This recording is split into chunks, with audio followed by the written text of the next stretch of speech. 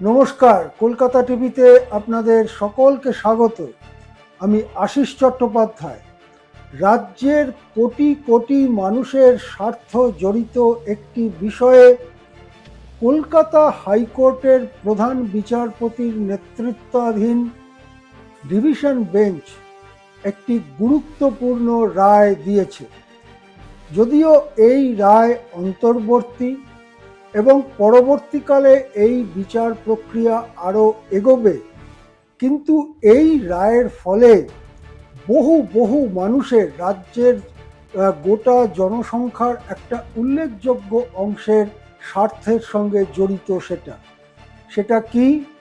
সেটা হচ্ছে যে বর্তমান সরকার ক্ষমতায় আসার ঠিক পরে কদিনের মধ্যেই চলতি বছরের 14 মে সিদ্ধান্ত নিয়েছিল যে রাজ্যে যত এসসি, এসটি এবং ওবিসি শংসাপত্র এ পর্যন্ত দেওয়া হয়েছে তার প্রত্যেকটি পুনর্যাচাই করবে বা আবার খতিয়ে দেখবে সরকার। এসসি অর্থাৎ শিডিউল্ড কাস্ট, এসটি অর্থাৎ শিডিউল্ড ট্রাইব বা আদিবাসীরা, ওবিসি বা আদার ব্যাকওয়ার্ড কাস্টস, এরা শিক্ষা এবং চাকরিতে এই সম্প্রদায়গুলোর অন্তর্ভুক্ত হওয়ার শংসাপত্র দেখাতে পারলে নানা রকম সুবিধা এবং সংরক্ষণের সুযোগ পায়। শুভেন্দু অধিকারী সরকারের বা তাঁর দল বিজেপির দীর্ঘদিনের অভিযোগ ছিল মুসলিমদের কেবলমাত্র এই শংসাপত্রগুলো দিচ্ছেন মমতা বন্দ্যোপাধ্যায়। এর একটা পূর্ব ইতিহাস আছে। বিপুল আন্দোলনের পর যখন ওবিসি সংরক্ষণের সিদ্ধান্ত এলো, তখন ওবিসি বলতে কেবলমাত্র হিন্দুদের মধ্যে যারা পিছিয়ে থাকা সম্প্রদায় তাদেরকেই চিহ্নিত করে সংরক্ষণের সুযোগ দেওয়া হতো। এসসি এসটিদের ব্যাপারটা অবশ্য আলাদা। আমাদের সংবিধান তৈরির সময় থেকেই এসসি এসটিদের জন্য কিছু ব্যবস্থা, কিছু সংরক্ষণ, সেটা ভোটের ক্ষেত্রে হোক অন্য ক্ষেত্রে হোক, সেটা ছিল। এখন দেখা গেল এই ব্যবস্থার ফলে দেখা গেল যে হয়তো তারা কাজ করেন একই, ধরা যাক যারা মাটি দিয়ে কলসি হাঁড়ি তৈরি করেন, যাদের কুমোর বলা হয়, বা মূর্তি তৈরি করেন যারা, বা হয়তো লোহার কাজ করেন যাদের কামার বলা হয়, তাদের হয়তো এক গ্রামে হিন্দুরা থাকেন, পাশের গ্রামে মুসলিমরা থাকেন।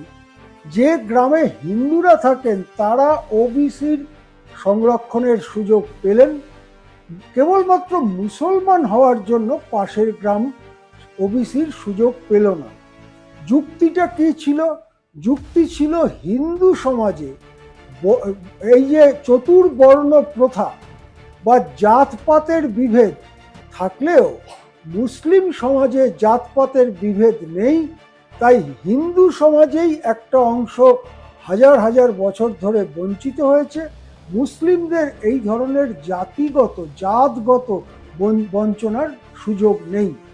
কিন্তু আসলে এই জাতগত বঞ্চনার সুযোগ তাত্ত্বিকভাবে না থাকলেও যারা একই পেশার সঙ্গে যুক্ত, কেবল হিন্দু হলে সংরক্ষণের সুযোগ পাবে, মুসলমান হলে পাবে না, এর মধ্যে একটা গুরুতর বৈষম্য অনেকের চোখেই পড়ছিল। এই পরিস্থিতিতে 2010 সালে রঙ্গনাথ স্বামী কমিটি তারা এ বিষয়ে কিছুটা আলোকপাত করে। তারই একটা সুযোগ ধরে বামফ্রন্ট আমলের শেষ দিকে, অর্থাৎ 2011-র প্রথম দিকে, কিছু মুসলিমকেও যারা একই পেশায় আছে, হিন্দু যারা পেয়েছে তাদের সঙ্গে একই পেশায় আছে, এরকম কিছু মুসলিমকেও সংরক্ষণের আওতায় আনা হয়। মমতা বন্দ্যোপাধ্যায় অবশ্য ক্ষমতায় আসবার পরে যে নতুন বহু গোষ্ঠীকে এই সংরক্ষণের তালিকায় এনেছেন তারা প্রায় সবাই মুসলিম, এবং মমতা বন্দ্যোপাধ্যায়ের বিরুদ্ধে এই গুরুতর অভিযোগ উঠতে থাকে যে কেবলমাত্র মুসলিমদের তোষণ করবার জন্যই তিনি তাদেরকে দলে দলে সম্প্রদায়কে তিনি এই সংরক্ষণের আওতার মধ্যে ঢোকাচ্ছেন।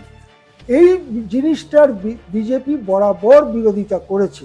বুদ্ধদেব ভট্টাচার্য যখন করেছিলেন বামফ্রন্ট আমলের শেষ দিকে, তখন ঠিক এ ধরনের তোষণের বিরোধিতা হয়নি, বরং বৈষম্য দূর করার পদক্ষেপ হিসেবে স্বাগতই খানিকটা জানানো হয়েছিল। এখন যেহেতু এই সমস্ত শংসাপত্রগুলো এসসি এসটি ওবিসি সেগুলো পুনর্যাচাইয়ের সিদ্ধান্ত নিয়েছে সরকার, তার বিরুদ্ধে হাইকোর্টে মামলা হয়েছিল। হাইকোর্টে মামলাকারীদের পক্ষে আইনজীবী বিকাশ রঞ্জন ভট্টাচার্য বলেন যে এই জিনিস পুনর্যাচাইয়ের কোনো অধিকার রাজ্য সরকারের নেই। এইভাবে তিনি সওয়াল করার পরে আপাতত যে পুনর্যাচাইয়ের সিদ্ধান্ত 14 মে 2026-এ বর্তমান সরকার নিয়েছিলেন, সেই পুনর্যাচাইয়ের সিদ্ধান্ত স্থগিত করেছে কলকাতা হাইকোর্টের বেঞ্চ, প্রধান বিচারপতির নেতৃত্বাধীন বেঞ্চ, এবং এর ফলে অন্তত সাময়িকভাবে স্বস্তির নিঃশ্বাস ফেলেছেন লক্ষ লক্ষ, হয়তো কোটি কোটি মানুষ। এই মামলা কোন দিকে যায় তার দিকে আমাদের নজর থাকবে, কেননা এটা রাজ্যের এক বিশাল সংখ্যক মানুষের স্বার্থের সঙ্গে জড়িত। আমরা সেই আপডেট আপনাদের কাছে নিয়ে আসব। এখন এ পর্যন্তই। দেখতে থাকুন কলকাতা টিভি।